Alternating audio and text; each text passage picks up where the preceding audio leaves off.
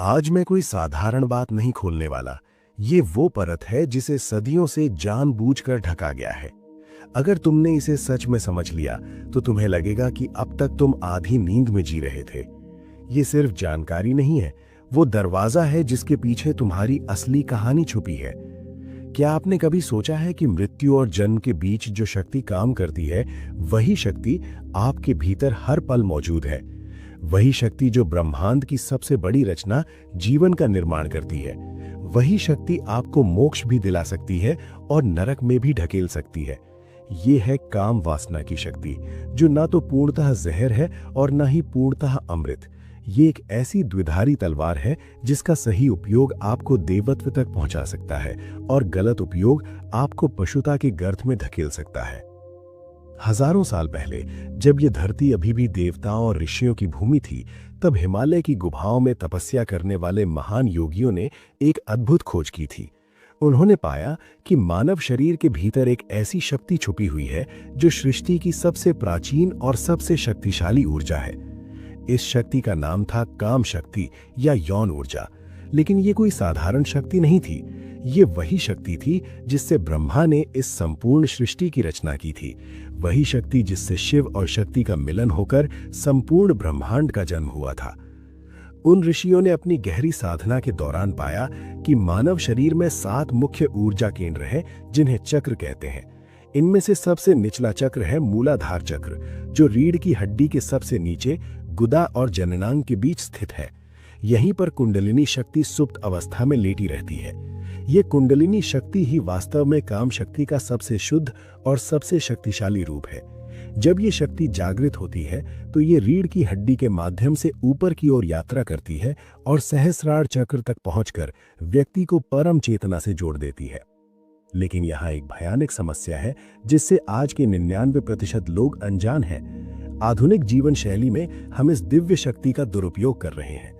हर दिन हर पल हमारे भीतर की ये अमूल्य ऊर्जा व्यर्थ में नष्ट हो रही है। जब भी हम काम विकार में लिप्त होते हैं तो हमारे शरीर से एक अद्भुत जीवनी शक्ति बाहर निकल जाती है। ये सिर्फ शारीरिक क्रिया नहीं है, ये एक ऊर्जावान विस्फोट है जिसमें हमारी प्राण शक्ति, हमारी बुद्धि, हमारी स्मृति और हमारी आध्यात्मिक शक्ति का एक बड़ा हिस्सा नष्ट हो जाता है। आयुर्वेद के अनुसार एक बार के स्खलन में जितनी ऊर्जा नष्ट होती है, उतनी ऊर्जा 40 दिन के भोजन से मिलती है। ये कोई अतिशयोक्ति नहीं है, ये एक वैज्ञानिक सत्य है। जब वीर्य का निर्माण होता है तो ये हमारे शरीर के सबसे शुद्ध और सबसे शक्तिशाली तत्वों से बनता है। इसमें हमारे मस्तिष्क का सार, हमारी हड्डियों का कैल्शियम, हमारे रक्त का सबसे शुद्ध भाग और हमारी नर्वस सिस्टम की सबसे महत्वपूर्ण ऊर्जा शामिल होती है। प्राचीन योगियों ने इस समस्या का समाधान खोजा था। उन्होंने एक गुप्त तकनीक विकसित की थी जिसे ऊर्ध्वरेतस कहते हैं। इसका अर्थ है वीर्य को ऊपर की ओर ले जाना। ये तकनीक इतनी शक्तिशाली थी कि इसे केवल चुनिंदा शिष्यों को ही सिखाया जाता था। इस तकनीक के माध्यम से योगी अपनी यौन ऊर्जा को नष्ट होने से बचाकर उसे मस्तिष्क तक पहुंचा देते थे। जब ये ऊर्जा मस्तिष्क तक पहुंचती थी तो ये ओजस में परिवर्तित हो जाती थी, जो कि आध्यात्मिक तेज और दिव्य चेतना का स्रोत है। अब आइए इसे आधुनिक विज्ञान की भाषा में समझते हैं। जब हम यौन उत्तेजना की अवस्था में होते हैं तो हमारे मस्तिष्क में कई महत्वपूर्ण हार्मोन्स का स्राव होता है। सबसे पहले हाइपोथैलेमस से गोनेडोट्रोपिन रिलीजिंग हार्मोन निकलता है, जो पिट्यूटरी ग्लैंड को सक्रिय करता है। पिट्यूटरी ग्लैंड से ल्यूटिनाइजिंग हार्मोन और फॉलिकल स्टिमुलेटिंग हार्मोन निकलते हैं, जो टेस्टोस्टेरोन के उत्पादन को बढ़ाते हैं। साथ ही साथ डोपामीन, सेरोटोनिन और ऑक्सीटोसिन जैसे न्यूरोट्रांसमीटर्स भी रिलीज होते हैं। लेकिन यहाँ सबसे महत्वपूर्ण बात यह है कि जब स्खलन होता है तो प्रोलैक्टिन हार्मोन का अचानक से बहुत ज्यादा स्राव होता है। प्रोलैक्टिन का स्राव डोपामीन के स्तर को कम कर देता है। ये डोपामीन को निकाल लेता है। डोपामीन आत्मविश्वास, दृढ़ता और एकाग्रता के लिए जिम्मेदार होता है, जिससे अंतरात्मा में एक शून्यता आ जाती है। इस प्रक्रिया के बाद व्यक्ति ठंडा और थका हुआ महसूस करता है। लेकिन जो व्यक्ति ऊर्ध्वरेतस का अभ्यास करता है और अपनी यौन ऊर्जा को नष्ट होने से बचाता है, उसके साथ ठीक इसका विपरीत होता है। उसके शरीर में डोपामीन का स्राव बढ़ जाता है, जिससे उसमें एक अजीब सा आत्मविश्वास आ जाता है जो अडिग और अटूट होता है। आध्यात्मिक स्तर पर उसे अपने भीतर एक दिव्य शक्ति का अनुभव होने लगता है। ध्यान के दौरान उसे अद्भुत अनुभव होते हैं, कभी कभी उसे लगता है जैसे उसका शरीर प्रकाश से भर गया हो। कभी कभी उसे अपने भीतर एक अजीब सी गर्मी का अनुभव होता है जो रीढ़ की हड्डी के साथ साथ ऊपर की ओर बढ़ती जाती है। जब ये ऊर्जा सिर तक पहुंचती है तो उसे एक अवर्णनीय आनंद का अनुभव होता है, जैसे वो किसी दिव्य लोक में पहुंच गया हो। प्राचीन शास्त्रों में इस अवस्था को ब्रह्मानंद कहा गया है। गीता में भगवान कृष्ण कहते हैं, ब्रह्म भूतः प्रसन्नात्मा न शोचति न कांक्षति। जब व्यक्ति इस अवस्था में पहुंचता है तो वो ना तो किसी चीज के लिए शोक करता है और ना ही किसी चीज की कामना करता है। वो एक स्थिर, शांत और आनंदमय अवस्था में रहता है। उपनिषदों में कहा गया है, यो वै भूम तत्सुखम, जो विराट है वही सुख है। जब व्यक्ति अपनी यौन ऊर्जा का संरक्षण करके उसे ऊपर की ओर ले जाता है तो वो अपने छोटे मैं से निकलकर विराट मैं से जुड़ जाता है। यही है वास्तविक योग, व्यक्तिगत चेतना का सार्वभौमिक चेतना से मिलन। तंत्र शास्त्र में इसे शिव शक्ति योग कहा गया है। शिव चेतना का प्रतीक है और शक्ति ऊर्जा का। जब ये दोनों मिलते हैं तो सृष्टि होती है, लेकिन जब ये मिलन व्यक्ति के भीतर होता है तो वो स्वयं एक छोटा ब्रह्मांड बन जाता है। उसके भीतर सृजन की वही शक्ति जागृत हो जाती है जिससे ये संपूर्ण सृष्टि बनी है। लेकिन यहाँ एक महत्वपूर्ण चेतावनी है, ये तकनीक अत्यंत शक्तिशाली है और इसका गलत उपयोग खतरनाक हो सकता है। इसलिए ये आवश्यक है कि इसका अभ्यास किसी अनुभवी गुरु के मार्गदर्शन में ही किया जाए। सबसे पहले व्यक्ति को अपने मन को शुद्ध करना होगा। काम, क्रोध, लोभ, मोह, मद और मत्सर, इन 6 विकारों से मुक्त होना होगा। फिर उसे यम और नियम का पालन करना होगा। सत्य, अहिंसा, अस्तेय, ब्रह्मचर्य और अपरिग्रह, ये 5 यम हैं। शौच, संतोष, तप, स्वाध्याय और ईश्वर प्रणिधान, ये 5 नियम हैं। इसके बाद आसन और प्राणायाम का अभ्यास करना होगा। विशेष रूप से मूल बंध, उड्डयन बंध और जालंधर बंध का अभ्यास अत्यंत महत्वपूर्ण है। ये बंध यौन ऊर्जा को ऊपर की ओर ले जाने में सहायक होते हैं। साथ ही साथ कपालभाति, भस्त्रिका और नाड़ी शोधन प्राणायाम का नियमित अभ्यास करना चाहिए। लेकिन आम गृहस्थ लोगों के लिए भी एक सरल उपाय है। वे पूर्ण ब्रह्मचर्य का पालन ना कर सकें तो कम से कम संयम का पालन कर सकते हैं। महीने में केवल 1 या 2 बार, और वो भी केवल संतान प्राप्ति के उद्देश्य से। बाकी समय में पूर्ण संयम रखना चाहिए। रोज सुबह उठकर ठंडे पानी से स्नान करना चाहिए। ठंडा पानी यौन ऊर्जा को संरक्षित करने में सहायक होता है। भोजन में तामसिक और राजसिक चीजों से बचना चाहिए। मांस, मछली, अंडा, प्याज, लहसुन और तेज मसालों से बचना चाहिए। सात्विक भोजन लेना चाहिए।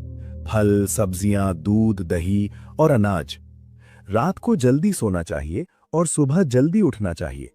रात को 10 बजे तक सो जाना चाहिए और सुबह 4 बजे उठना चाहिए।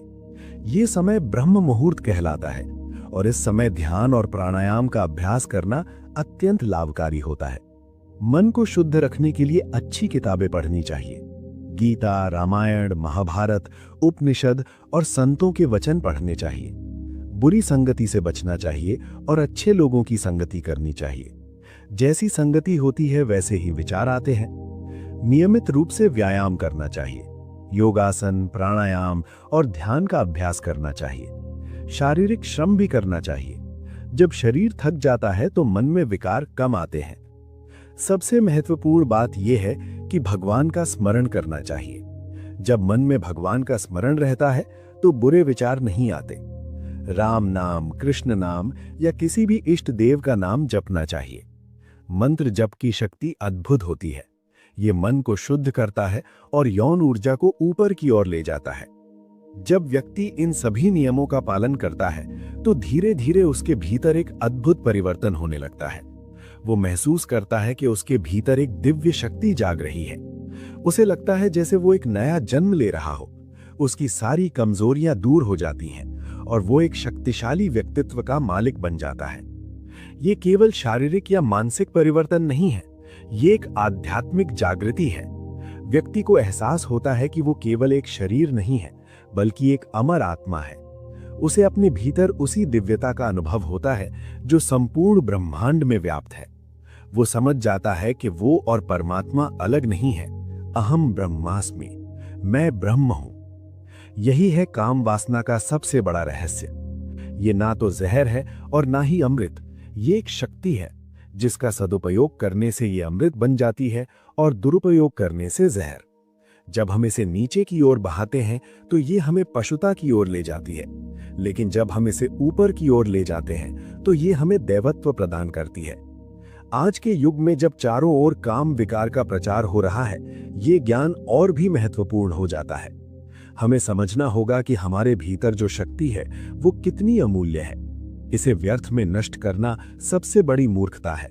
इसका संरक्षण करना और इसे ऊपर की ओर ले जाना ही सच्ची बुद्धिमानी है। जब आप इस ज्ञान को अपने जीवन में उतारेंगे तो आप पाएंगे कि आपके भीतर एक नई शक्ति का जन्म हो रहा है। आपको लगेगा जैसे आप एक नए व्यक्ति बन गए हैं। आपकी सारी समस्याएं धीरे धीरे हल होने लगेंगी। आपको सफलता मिलने लगेगी। लोग आपका सम्मान करने लगेंगे। सबसे महत्वपूर्ण बात यह है कि आपको अपने भीतर एक गहरी शांति और आनंद का अनुभव होगा। ये वो आनंद है जिसकी तलाश में हम बाहर भटकते रहते हैं, लेकिन वास्तव में यह आनंद हमारे भीतर ही छुपा हुआ है। हमें बस इसे जगाना है, और इसे जगाने की चाबी है अपनी यौन ऊर्जा का सदुपयोग।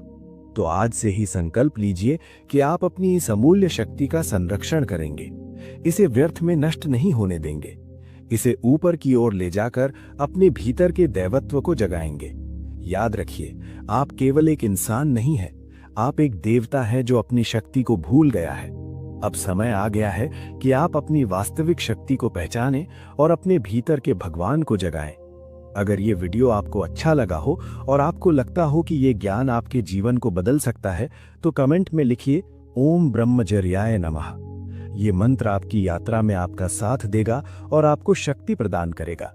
साथ ही इस वीडियो को अपने उन मित्रों के साथ शेयर करिए जो इस ज्ञान के हकदार हैं, क्योंकि सच्चा ज्ञान वही है जो बांटने से बढ़ता है।